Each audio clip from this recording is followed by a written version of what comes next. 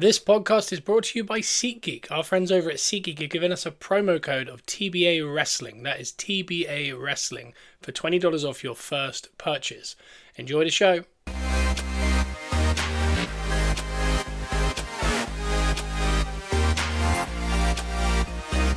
Welcome back to Gunners Rust Podcast, where we are positively Arsenal, and that we are.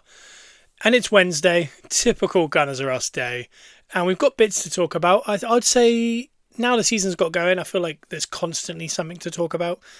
Maybe they're similar in nature, but I feel like they're ever evolving. So something I want to do today, actually, is we did our Premier League predictions this time last week. I'm going to just quickly whiz through my Premier League predictions from last week to just see if I feel any different about anyone particular or anything that I think, oh, and we've talked about it on Monday that you can't really take it too seriously that first week because some teams start really well and end really bad. Some start really bad, really good at the end. For example, last year, Liverpool won 5 from 5 to start their season. They were winning in the 90th minute. They'd spent $500 million. We thought, well, they're running away with that. Who cares? There's not really a title race this year. And there's similar things happening already because Arsenal beat Coventry, who a lot of people predicted to be 20th, 3-0. And everyone's like, oh, they're going to walk the league. Are we, though? You know, I know that we've spent some money. I know that we look the strongest right this second. But so much can change in a season. And then there's teams that start really badly, like Villa last year. And it looks like they're going to start badly again. But Villa last year, if you remember, they didn't win a game for the first, was it 6 maybe games? And they didn't score for the first 7 or 5. It was something. It was something like 6 games they went without scoring, 7 without winning or something. These guys got into Europe. You know, these are guys that by Christmas even were being talked about in a 3-horse race with Arsenal and City. And Chelsea is sometimes were being talked about in there. But Villa were really heavily being considered until I remember they beat us at Villa Park in that last minute, and I remember that everyone thought, oh, that could have been a turning point.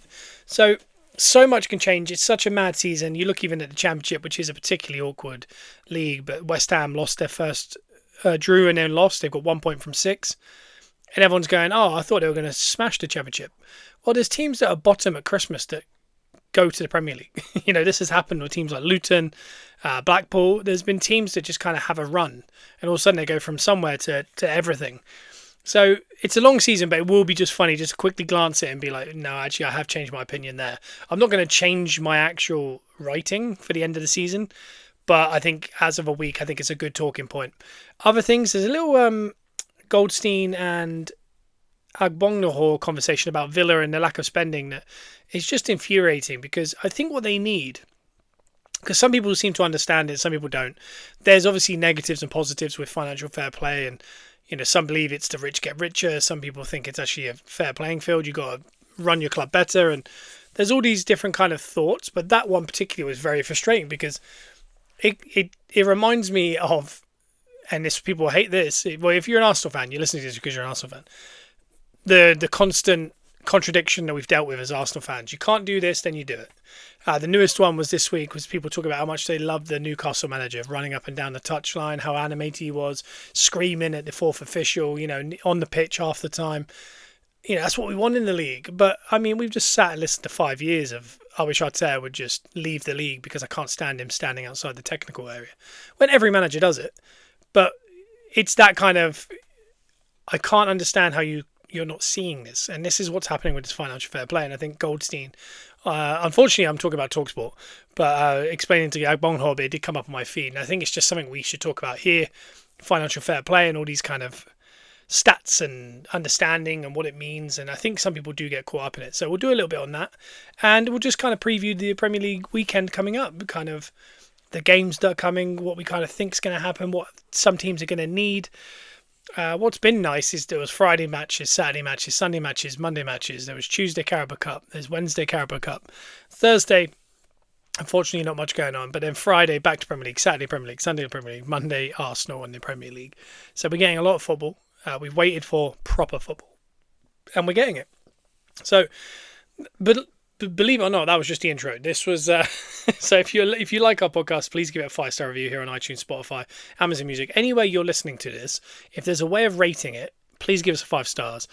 Please leave a comment, a positive one, ideally, because it helps with the algorithms. And if you really, really like it, go to the Patreon and sign up there.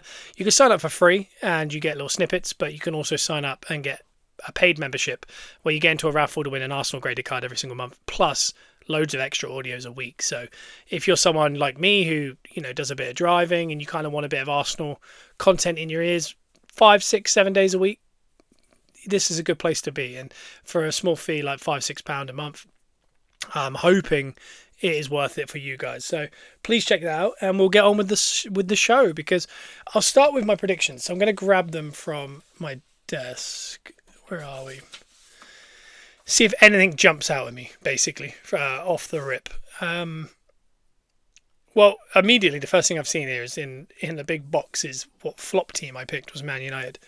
I mean, I feel good about it considering, because they had an awful game with Hull, but I think also with what came with it was the amount of expectation that the fans had put on there, because we've sat and watched Man United fans kind of go, well, if we had a better run last year without Europe and got to Carrick a bit earlier, we might have even challenged for the title there at the end. And they were close until that end bit. They came third. It's a good season for them, massively good season. And I think they got a bit carried away with that. They went into the market, and similar to us, I don't think they ever really truly got their main targets. But they were certainly looking in odd areas. Like Tielemans, I think we'd all kind of bought into the hype of that being an unbelievable bit of business when you're looking at a lot of the metric was pushed against Bruno Guimaraes and how much he cost, who, albeit younger and a better player, but people saying, oh, Tielemans might be a better midfielder plus that way the fee.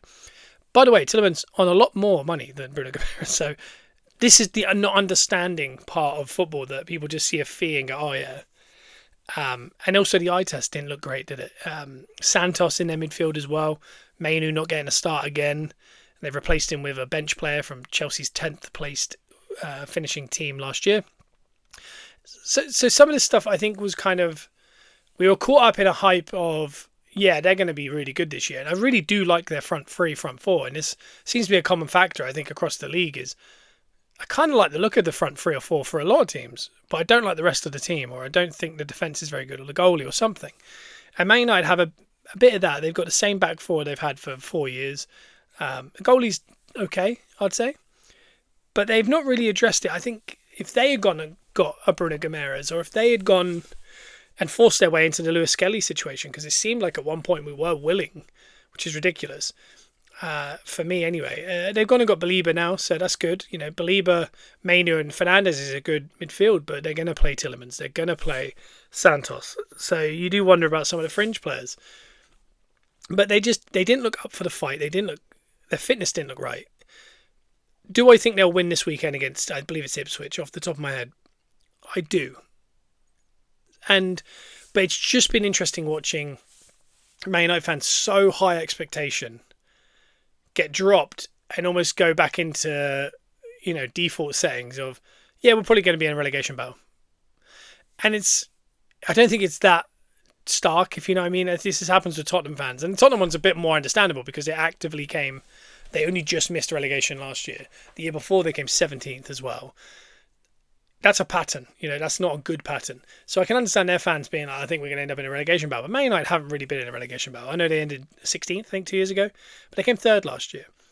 So they're just dropping into almost like pessimistic, self-deprecating kind of, oh yeah, we're still rubbish.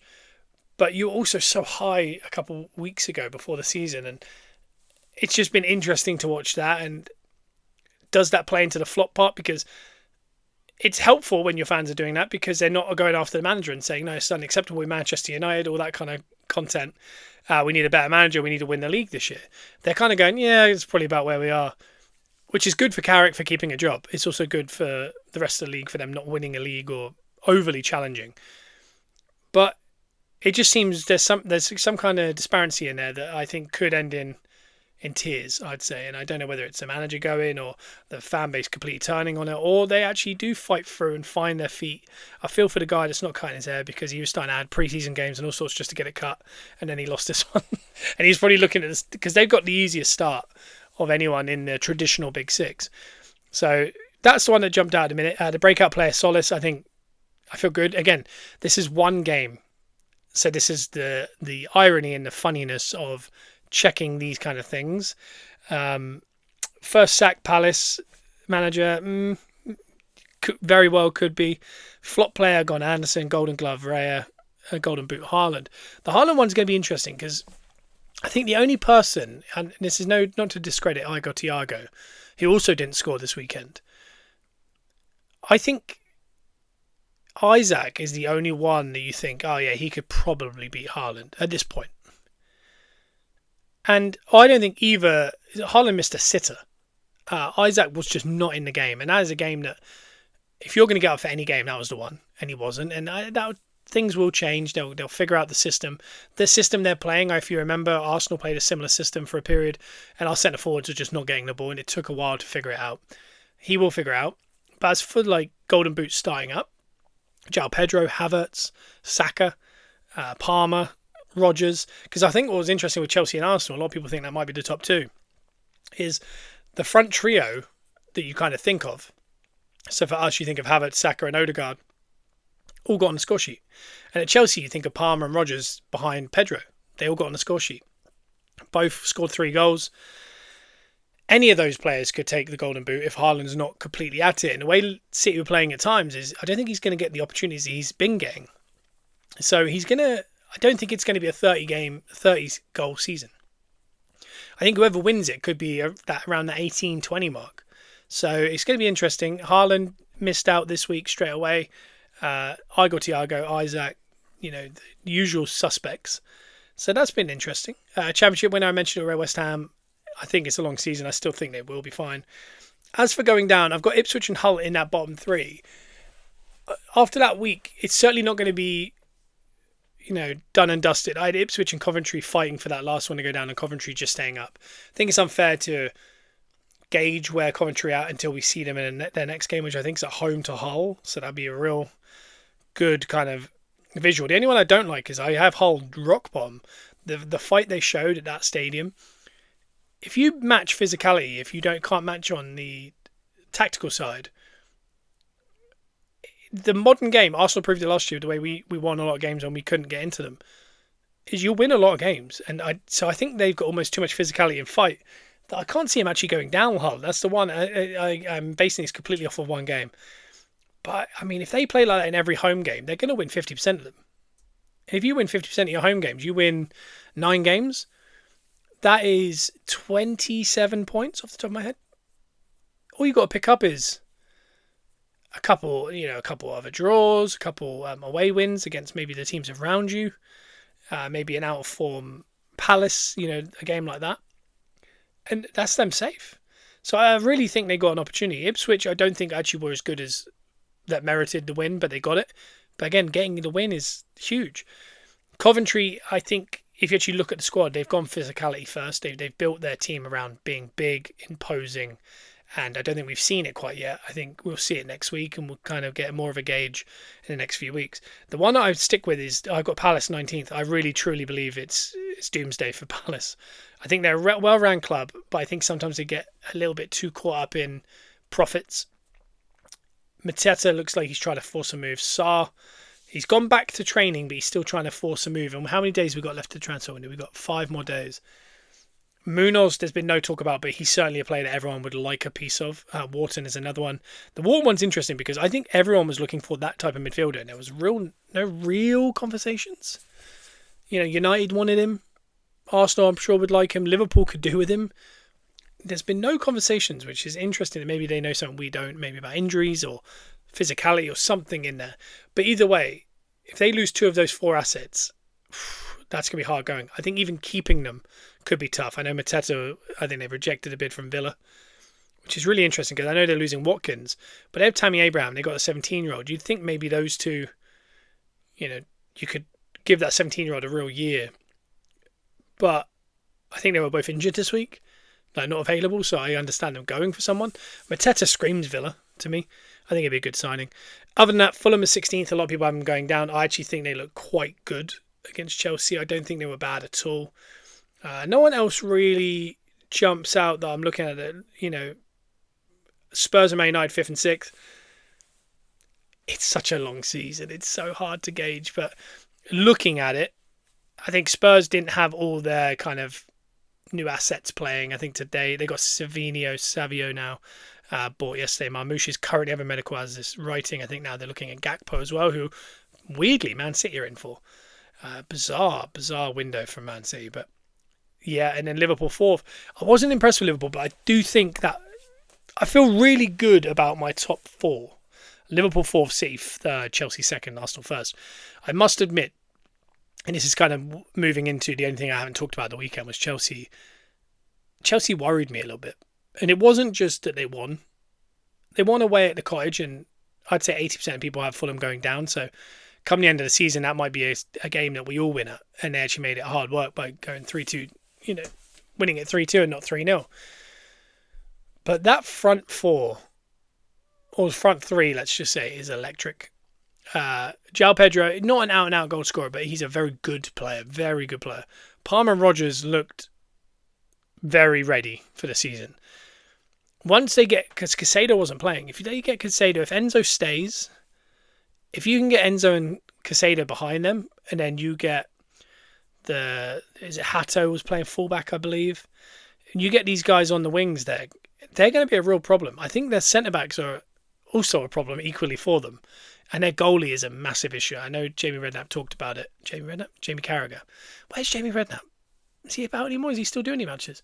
You can't win the league with Sanchez in your goal. And he kind of worded it weird where people kind of thought he was saying that if Arsenal can win it with Raya, they can win it with Sanchez because he's a better keeper. He wasn't. I think what he was saying was if Arsenal had Ramsdale and not Raya, they wouldn't have won the league because you need an elite keeper to get you over the line. And Sanchez, we all know Sanchez is not an elite keeper. I wonder if Chelsea go in for Martinez because he hasn't officially left Villa yet. He feels like he'd be a perfect fit Chelsea. Obviously been in London a lot of his life before moving to Villa. Is it Bacco, Enzo Fernandez, probably a couple others I'm not thinking of right now. Argentinian teammates, top team. He's a top goalie. That's what I don't get. I don't get why he looked like he's getting United last year. He didn't get him go. He stayed another year. Now it's like they're talking 10 million euros for Martinez, and he's a world-class keeper. Some people could have him as the best keeper in the world. Chelsea would be silly. I mean, the amount of buying they do. Why don't they go buy him? Why do they not go replace Sanchez? Because Sanchez is not good enough. But watching that game, I felt worried, and it wasn't just that front three. It was that kind of the non-metric, the thing I was mentioning on Monday. The players are excited. They're laughing. Even like decisions were happening. You can see Palmer and Rodgers like laughing with the ref and the other team, and you could see there was no pressure or stress. They were playing with complete freedom, which 100% to win a league is different to just playing very well and doing very well. And them coming second would be a very good year for them, I think. Which is ridiculous considering how much money they spend and who they are and stuff. They should be winning leagues, but I think if they come second, I think we'd all go, yeah, fair play. They got it together finally. And you can't just win it by good vibes. But the vibes look good. I mean, after the game, Alonso was on the field and the way he looked and he was talking to Palmer, they were covering their mouths and, they're laughing, they're chatting, there's players like grabbing him. There's a feeling of that they all like him, he likes them. It's just a good atmosphere. And I don't think we've seen that with Chelsea for a very long time, like an actually good atmosphere with very good players. And that's why I think they're going to be a problem. And also, you're giving an elite manager like Alonso 7 days to prepare for nearly every game. And also rest all his players.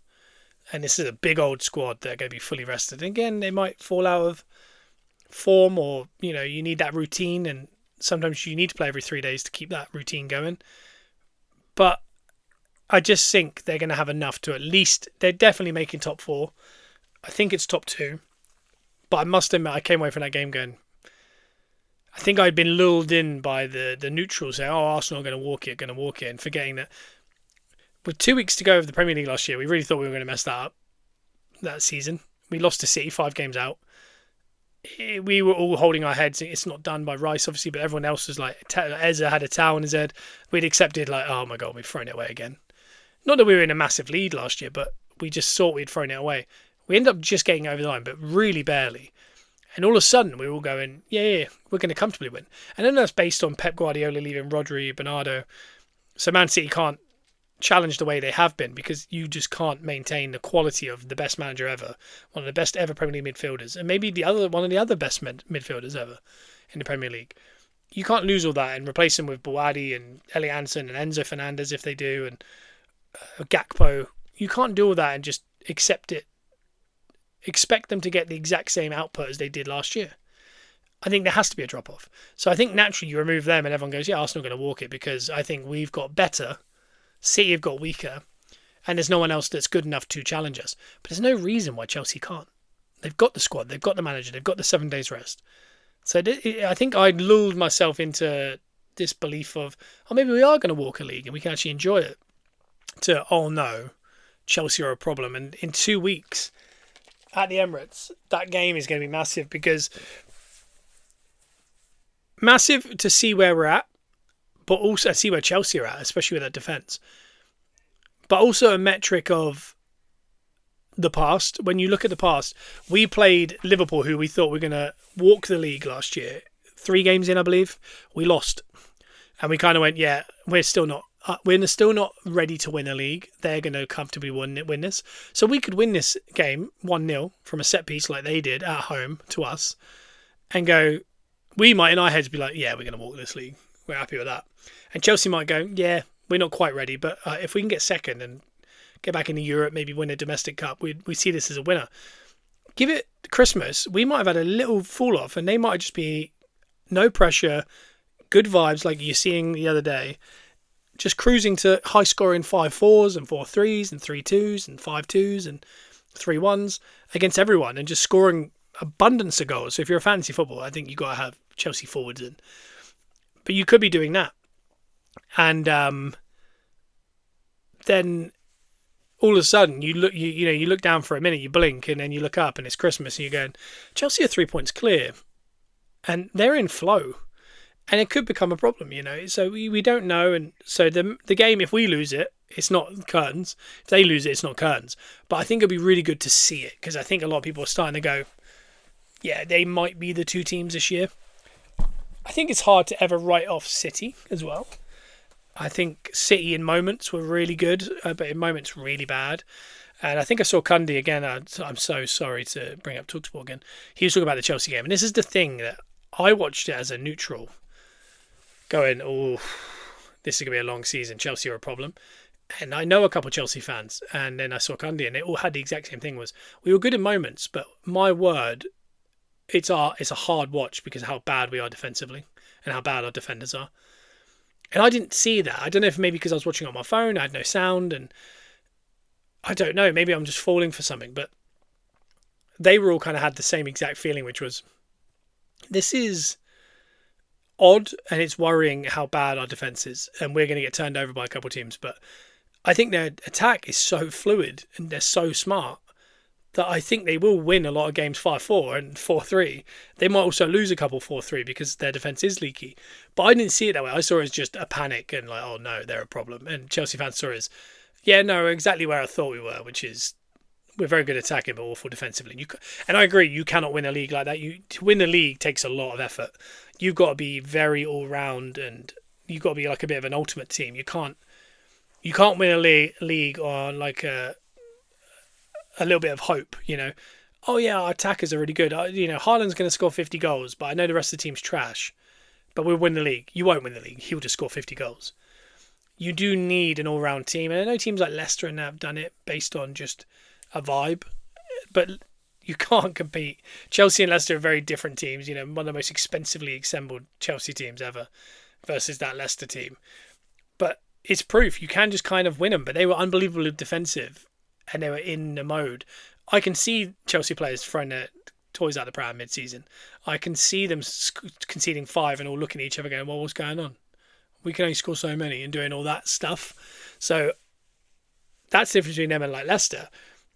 Other than that, I don't really think there's been a team that you just think, oh no, they're just awful at 2 phases of the game, but they've happened to win the league because their attack's good.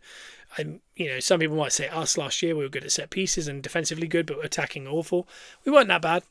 We scored, I think it was like 6 goals less than City did last year that everyone thought was free-flowing and fun. Scored, I think it was 10 goals less than the Liverpool team that won the league, that everyone thought was one of the funnest teams to watch. We didn't score that many set pieces. It's not as many as you think in your head.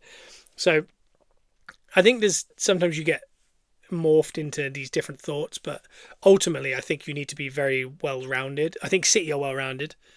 I think they're a little bit open against Bournemouth. I think Gay playing midfield is going to be a galaxy brain problem for them until they just accept it. It's like when United played under Amrin. He was just determined to play 5 at the back, and everyone was going, but if you just went to the 4 that we've always had there at the back, and you went Mainu, Casemiro and Fernandes, and then you went Sesko and Bomo and Cunha, wouldn't they win a lot of games? Carrick comes in, plays that exact 4-3-3 in that team pretty much, wins a load of games, everyone goes, oh my god, he's so good. And it's like, well, he was right there, wasn't it? The players were right there.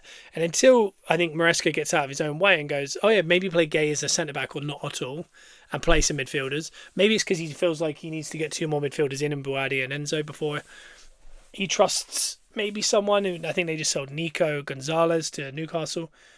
They've already got rid of Reinders and Rodri and Bernardo Silva. They've lost a lot of midfield. Maybe that's all it was. He was just trying to put an extra body in there. But there's people like Nico O'Reilly who would have done a lot better there. Leave Rico Lewis. And he ended up playing them at fullbacks.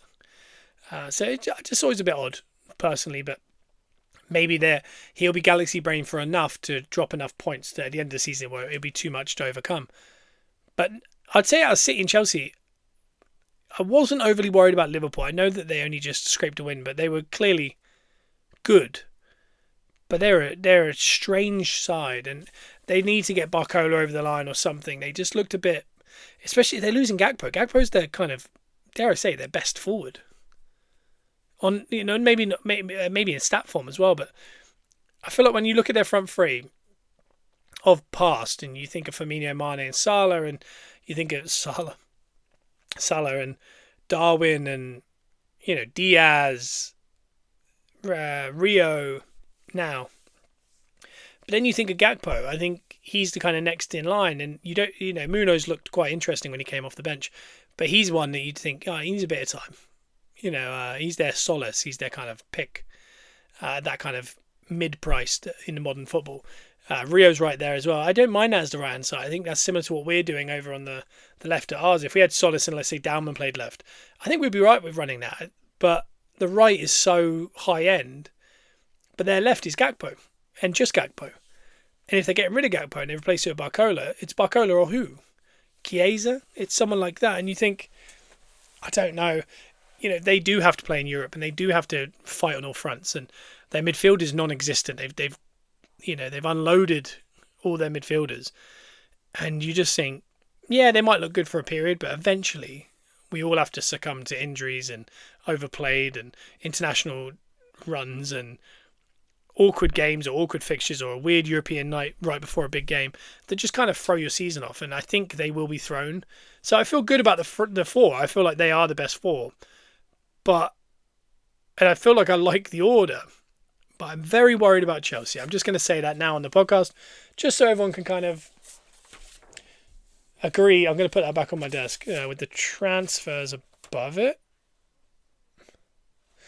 Yeah, I'd say, the transfers are above it. The transfers, we'll be going over that on Monday. Because I believe, is Monday the end of the transfer window? Will it have happened by then? It might have been silly.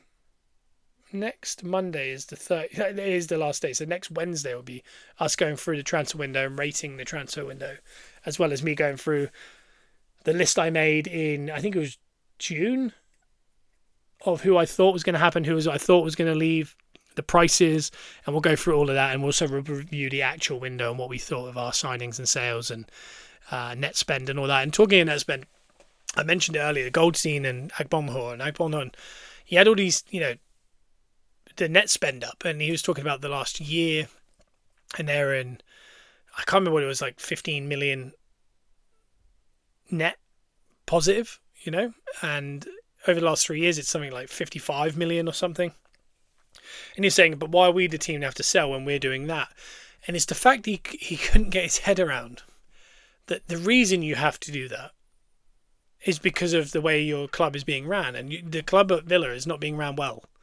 That's the big issue. That's the problem they've got. And people look at Chelsea and go, well, how are they doing that? And whether they're doing it quote unquote legally, they are running it in a way in which they can spend that money and they're staying within the rules. And one of the things is the hidden ones that I think people don't know about with the PSR and all this kind of SSR and RGNs, and I've just made up a load of letters there. I don't know if any of them exist, but the one with it is, especially with UEFA, is your wage bill can only account for 70 million of your profits. Sorry, 70% of your profits, and Villa are at 72%, and they've been higher, so they have to offload people. And what's happened there is they've ran their business where, yeah, they're in a net positive, but their wages are out of control. The reason they're in a net positive is because they have to keep offloading players. They sell more players than anyone else, but they're not replacing them because they don't have the wage capacity. So what's happened there is they're unbalanced. They've got, you can if you're bringing in, I'm just going to make this metric up, but it's not in any way accurate or to proportion. But if Arsenal bring in £1 million, we can use 700 grand on wages. If we have 30 players on our books currently, and it takes up 60% of our profits, let's say it takes up 600,000, we're fine. We don't have to sell, but just to get our squad down, we do. So what happens? You sell 4 players to get down to your 26-man squad. Your wage bill goes down to 400, and then you go, ooh, you could, this is why Arsenal could add a Vinicius, and everyone's like, how do they do that?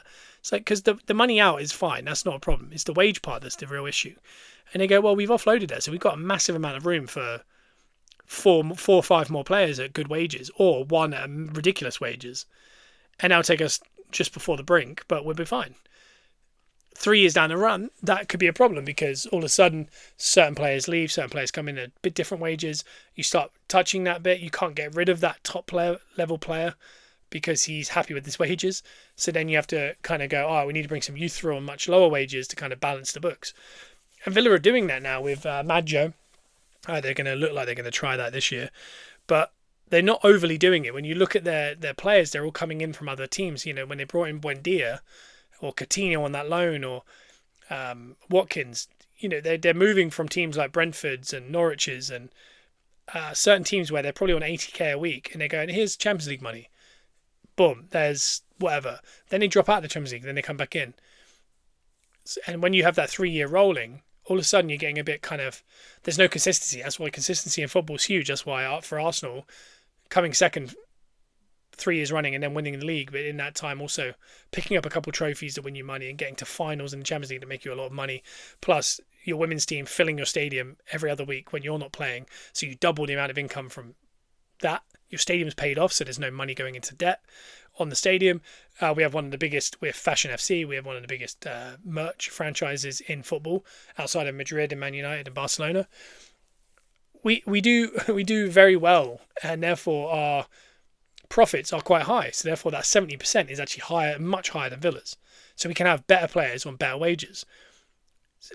The argument of, this is not Agbonho just didn't even understand the premise of any of that, which I think a lot of people don't. And I'm hoping if you're listening and you don't understand that made a bit more sense of how that 70% part doesn't move. But if you're making $1 million or you're making 70 million, it's still 70%, but it's just a much bigger thing. And what they've happened to have is they probably have a squad I don't know what their squad is, and it looks capitulated in a minute, but they're now almost at capacity. So right now they're at 72%, and that's with them. They haven't lost Martinez yet, and they haven't lost Watkins. That's why they have to get rid of them, because that will drop them down to maybe 65%. Then that means they can bring in a player like a Mateta and go, well, can we give you 120k? Then it goes up to 70, and they go, but we can't get anyone else until we offload a couple others. But they have to bring them on a certain money until you can get your profits up. If they can get their profits up and win a FA Cup or get another year in the Champions League, next year they might be going, we don't actually have to offload anyone. We could just add 2 more players, because our 70%, there's more room for 3 or more players on 100k or 1 more player at 300k. But that's how you unbalance your books, because you start buying a couple of players at 300k because you can. Then you have a year out. This is the bit that people don't understand with Chelsea, because they do have a lot of years out and in and out and in and out. But they're also selling their youth team to themselves, hotels, and their grounds to themselves, all sorts of bizarre, dodgy dealings, quote unquote, that help them do it. So I'm not saying it's not a problem, but that's the bit that they're not getting. And they're saying, oh, Tottenham are spending so much and they came 17th 2 years running. It's nothing to do with where they came necessarily, because they're also using their stadium for multiple other reasons to bring in more money. They're a more known club around the world. There's just so many other ways. They might have ran the club a bit better as far as wages to certain players over the years. Their profits are higher. So it's all that. And the only argument I do understand is the rich get richer, the poor get poorer. The poor don't get poorer, other than Arsenal or these top teams buying their players, when we go and, like a Brentford, look how well run they are. Because you can lure their players out because you can offer them more money at bigger clubs. But they need a big fee because they're too important for and they've got them on longer contracts.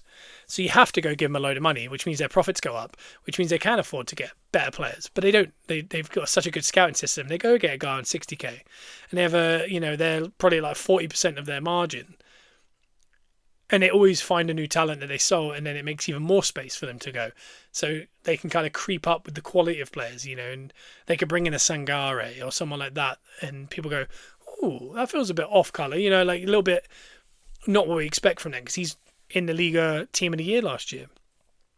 But full well that they're going to sell him for 80 million next year to United or Chelsea or Arsenal or Liverpool or someone, or the year after. So it's another great bit of business. This is what Villa aren't doing. They're not creating anything. They're just kind of in that area. When you look at their team, and they brought in a new keeper, that's whatever. But you got things like, Buendias and McGinn and Matty Cash and Digne until he leaves. I don't know if he has left. But there's these players that are kind of mid-level professionals that are making very good money. But they're not necessarily winning you any games, particularly, or doing unbelievable things. But the money they're on, they should be. I think they've got a massive imbalance in that squad, and they're really struggling to kind of go, well, let's just offload all these. Because what's going to happen is I think they've offloaded too much quality to try and really lift their profit part despite their wage bill going down. So they're getting the wage bill just under, but their profit margin's going up. So it goes, oh, okay, that actually opens up that gap slightly. We can go get a couple players, and that's why they're looking at Mateta and these guys. But they've done it in such a weird order, and what's going to happen, I think, is they could end up having a very bad year. That profit goes down, and next summer they go, oh yeah, you're at 78% now because your profits went down, and then they have to offload this Maggio guy that they're going to make in a year's time is then they're going to go for 40-50 million. All the fans are going to go, we must be in such profit, we just sold that full profit, pure profit is one one to say, for 50 million, so we must be right. No, because his wages weren't high. They are now. He's gone to a big club, but he's not. His wages weren't actually that high. So you need to offload more, because even though it helped the profit margin, the wages are still not sorted. They're just in a massive imbalance, and I think the only way to get out of it is doing what they're doing, which is keep offloading. I think they have to offload a couple more, bring in a couple smart signings. Otherwise, you end up in this revolving door of they do all that, and then they bring in Branthwaite from Everton, Njai from Everton. You bring in, I don't know, Argo Thiago next year, and Mateta. And they're in that mid-level kind of, they're not world beaters, but they're not bad players in any way. And they fill up that quota again, and they go, oh yeah, we have to compete though. I think they almost need to go, here's all these players, here's a Matty Cash, let's promote a youth player, let's go be smart and go get, the Wrexham fullback, or, and offer him half the money that Matty Cash is on. Do that for a couple of years, slowly creep back up that table and get back into maybe a Europa League spot, win a domestic trophy, and all of a sudden that profit will start going up, and also come up with other ways of making money for the club. They need to make it more advertiser friendly. Like Wrexham, this is the same reason Wrexham can spend money, is the whole Disney Plus deal is massive. They did that because they have people that had ins with Disney Plus, but they need to go find people. They need to come up with things, do a documentary like a lot of teams are doing, all these things that can make you more money. They're just standing still, and all they're trying to do is balance it by just selling players. There's other ways to lift that profit. But I think a lot of people just don't understand. I think anyone that could do a deep dive, I think Sky should probably do a 2-hour special on it, because I think it would help fans understand it, because there is a frustration, I think, for teams like Villa and Everton and that, who feel like they're kind of in trouble, Newcastle particularly, and they can't spend the money and they don't know why, and they need to explain that, because I do agree the rich do feel like they get richer because Arsenal's a big name. They can attract more celebrities or ideas or sell an idea to Disney Plus or Amazon Prime and they'll take it, whereas the Villa maybe can't. So we stretch our profits and they don't. And therefore we get more better players, which means we win more trophies and our profits go higher. I understand that, but they got to run it better because teams like Palace, Brentford, Palace have won an FA Cup, a European trophy and a Community Shield in the last 12 months. And they're not far off of what Villa have done net spend-wise. That's how you run a club correctly. So, I don't know. For me, I think it's on Villa. I think it's also something that we need to be completely educated on so we don't get frustrated as fans of not understanding why teams can do that. I do it with Arsenal. I'm like, surely we can't spend again. We spent the last couple of seasons. We spent most of my life not spending. Last couple of seasons, we spent a lot. How can we do it? I don't want to get in trouble. I don't want to be looking at point deduction. We don't understand. I wish there was more kind of clarity and maybe a bit more transparency in it, but there isn't. So I look forward to this weekend's Premier League action. Just pulling up the old fantasy football app.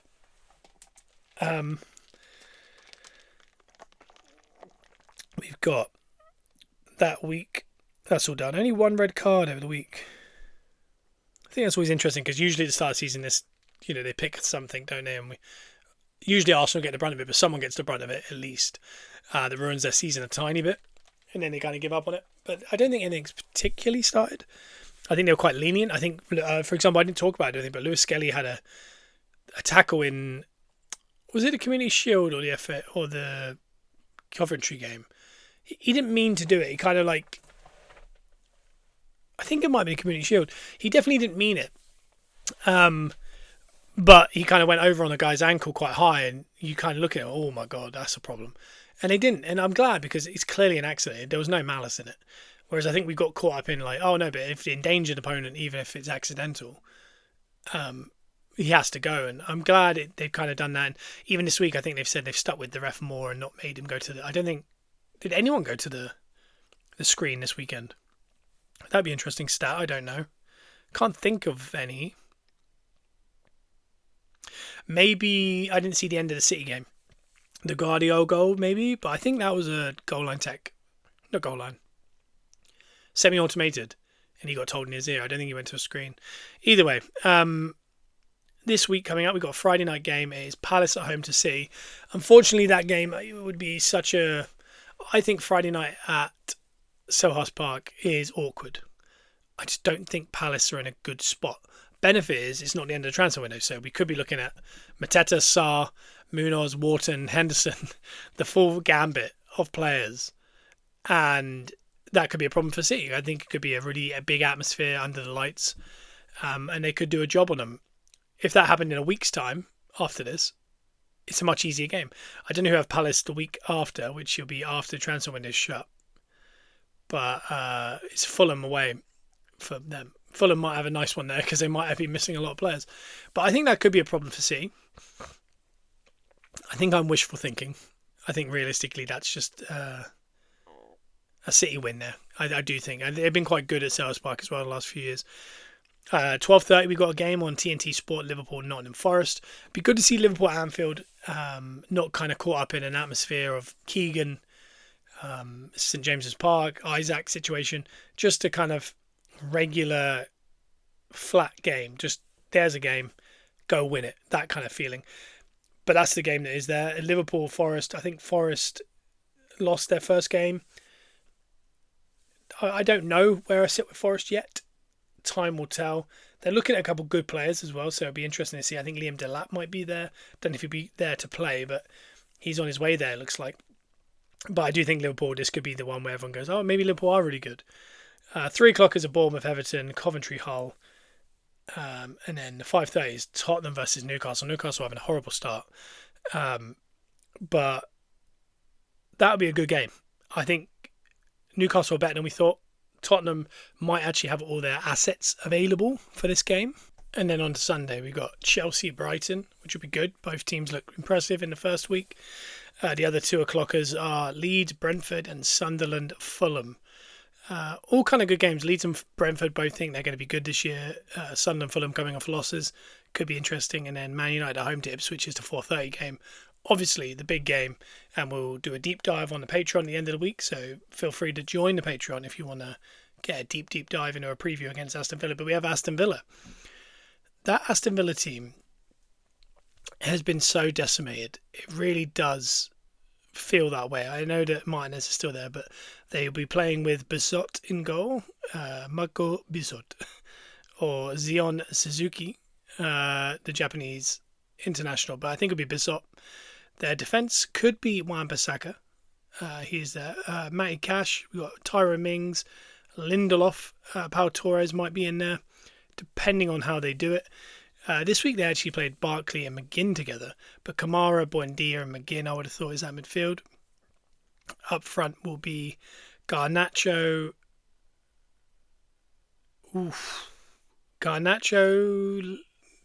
Leon Bailey maybe? Oh, it's so hard. And then João Gomez in midfield, so I wonder if Buendia is like a false nine.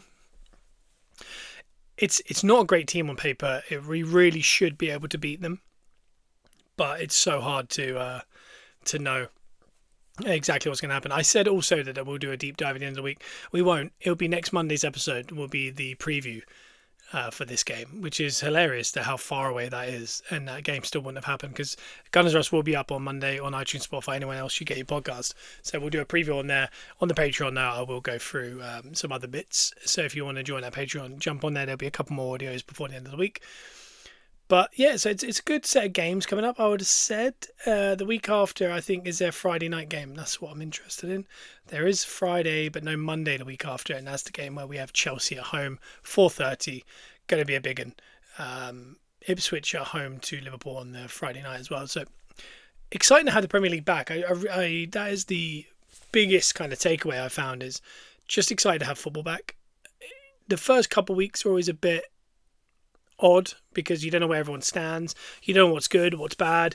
The transfer window is still open. You don't know who's who, where they sit, who's good for that team, who's not good for that team. So it's early doors, but it's exciting just to have it back, just to see it, just to feel it. It's not until we get to that autumn and I can feel it. The NFL season starting, hot coffee, leaves on the ground, Strictly Come Dancing in the evening, match the day afterwards. That is upcoming. But I think we're about a month or so, about 5 weeks away from that being our main reality. Until then, it's kind of getting used to the new strips, the new teams, the new formations, new managers.